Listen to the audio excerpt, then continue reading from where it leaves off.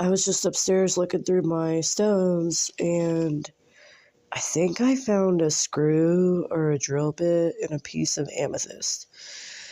Yes, amethyst normally is purple, but rust can make amethyst look like this.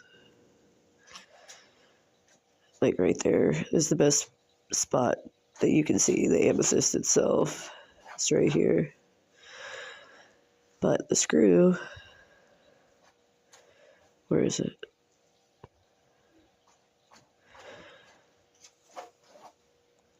It's right here.